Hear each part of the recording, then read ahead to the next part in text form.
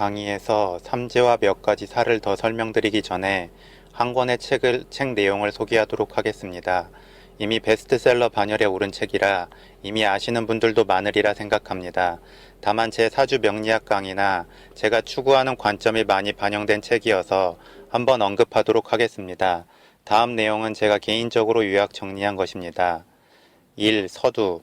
우리는 보고 싶어 하는 것만 보고 싶어 하고 듣고 싶어 하는 것만 듣고 싶어 한다. 그래서 일단 어떤 마음의 기대감이나 고정관념이 생기고 나면 계속 그것을 기준으로 세상을 바라보게 된다. 설령 그것이 잘못이라고 해도 바로 그것을 시인하지 않는다. 특히 권위를 가진 사람이나 대중매체에서 하는 말은 그 어떤 객관적 진입 판단을 하지 않고라도 사실로 인정된다. 그런데 그런 전문가 집단의 생각이 오류가 있다면 이 세상을 바라보는 대다수의 관점은 크게 왜곡된다. 그래서 우리는 항시 비판의식을 가져야 하고 시야를 확장해야 하며 관점의 다각화가 필요하다. 이 책은 소위 말하는 전문가 집단이나 대중매체가 세상을 바라보는 관점이 틀리거나 왜곡될 수 있음을 잘 보여준다.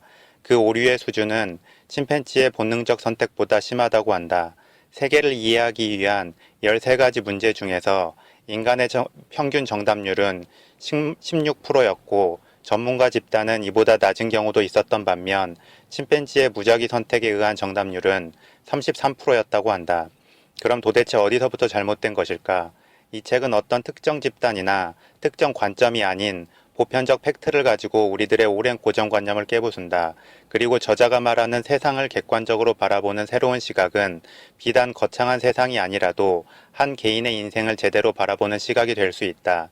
2. 간극 본능, 선진국과 개발도상국. 인간은 기본적으로 이분법적 사고를 한다. 과거 야생에서 살아가던 본능이 고스란히 유지되고 있는 것이다. 이분법적 사고는 빠른 판단을 통해 생존율을 높여줬기 때문이다. 그런데 그러한 본능이 지금의 복잡해진 세상을 이해하려 할 때에는 큰 문제가 생긴다.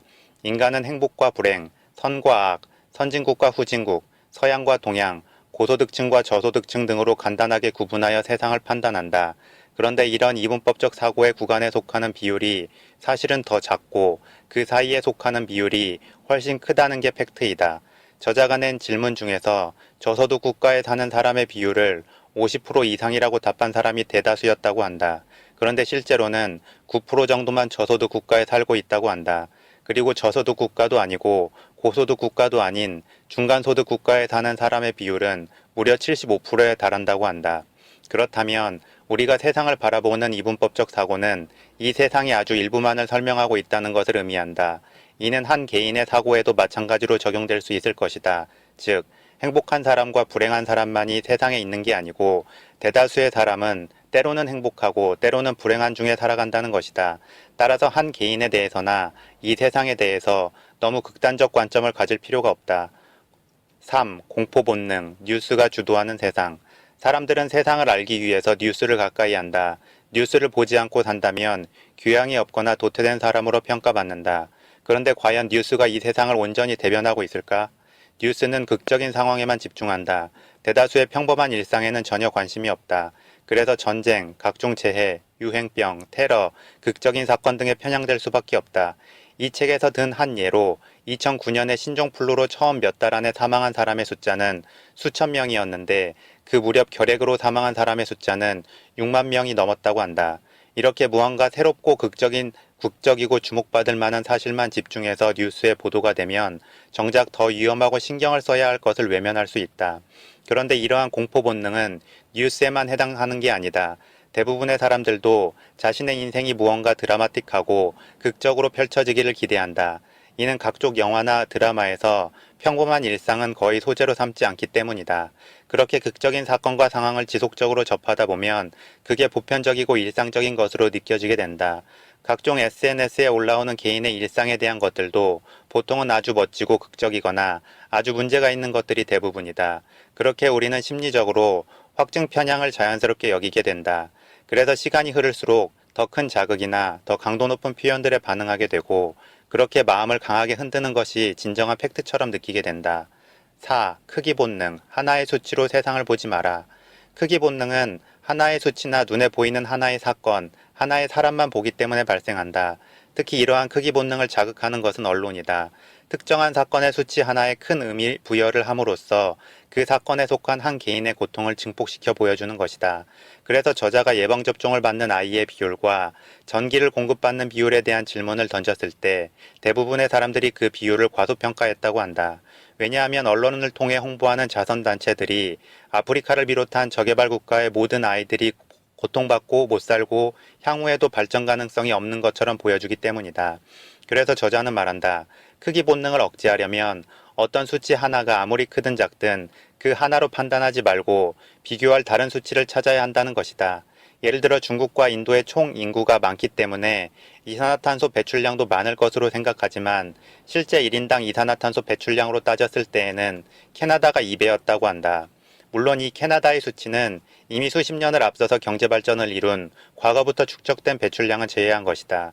더불어 예방접종을 받는 아이의 비율도 우리의 왜곡된 인식과 달리 90%에 달하고 전기를 공급받는 비율도 85%에 달하며 전 세계 문맹률은 10%에 불과하다고 한다.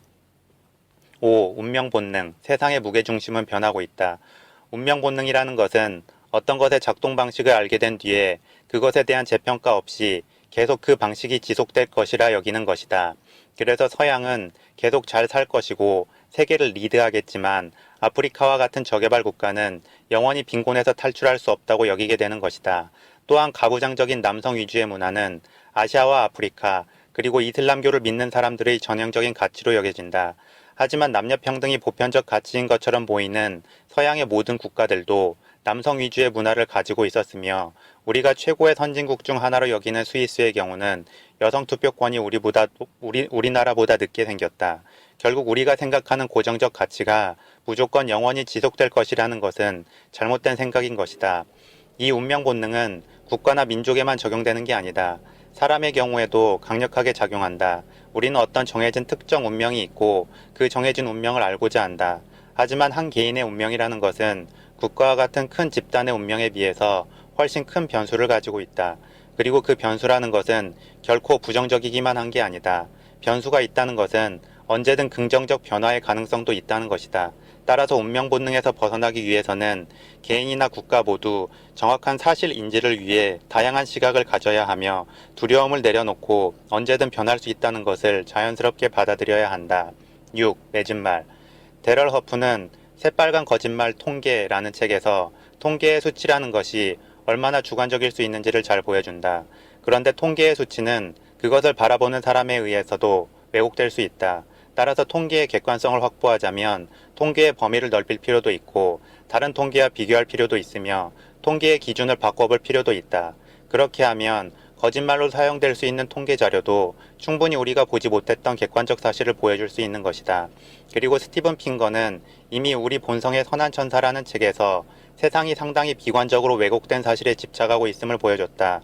즉, 이 세상은 각종 언론의 보도나 특정 전문가 집단의 주장과 달리 전체적으로 봤을 때에는 상당히 긍정적으로 나아가고 있다는 것이다. 그만큼 사람들의 내면에는 세상을 긍정적으로 이끌어가고 싶은 본능이 내재해 있는 것이고 절망 속에서도 항시 희망을 향해 움직이려고 한다는 것이다. 그렇다고 이 책의 저자가 무조건 세상이 발전적이고 긍정적으로 움직이고 있다고는 말하지 않는다. 왜곡된 사실들에 대해서 사람들의 관점을 환기시킨 이유는 쓸데없는 곳에 관심과 에너지를 소진하지 말고 진정으로 위험한 것에 관심을 갖고 에너지를 쏟을 필요가 있기 때문이다. 저자가 말하는 진정한 위험은 유행병, 금융위기, 제3차 세계대전, 기후변화, 극도의 빈곤이다. 물론 저자가 제시한 위험들에 대해서도 당연히 사실 체크는 필요하다. 그리고 한 번에 저런 큰 위험을 해결하려 할 필요도 없다. 사실 그대로 정확하게 인지하고 긍정적인 자세로 차분하게 하나씩 대응해 나가면 된다. 진정한 사실을 기반으로 세상을 보자면 다급하게 움직여야 할 건 그렇게 많지 않기 때문이다. 이 책을 통하여 여러분들에게 하고 싶은 말은 굳이 자신의 인생을 극소수의 비련의 주인공처럼 여기지 않으셨으면 좋겠다는 것입니다. 물론 남들이 보기에 아무렇지 않은 고통과 고난이 자신에게는 죽을 정도로 힘든 것일 수 있습니다. 또한 자신의 고통과 고난에 대해서 위로받고 싶고 남들이 공감해 주기를 원하는 게 사람의 기본적인 마음입니다. 그럼에도 불구하고 세상은 무수의 불처럼 혼자서 가야 하고 그렇게 혼자서 간다고 해도 보편적으로 봤을 때 그다지 부정적이지 않습니다. 오늘 해야 할 필요한 일을 하나씩 해 나가다 보면 자연스럽게 또 내일이 흘러옵니다. 저 또한 여러분과 마찬가지로 후회스러운 과거와 두서없는 오늘, 걱정스러운 내일을 살아가고 있습니다. 그리고 제 개인적인 소견이지만 수많은 사람과 사주 이론의 매칭을 통해 관련한 빅데이터가 수집되고 분석된다면 향후 훨씬 더 객관적이고 의미 있는 이론이 만들어지리라 봅니다. 그렇게 된다면 유발 하라리가 호모 데우스에서 언급한 것처럼 AI를 통해 자기 자신이나 한 사람의 인생을 훨씬 더 객관적으로 조망할 수 있을 것이라 생각합니다.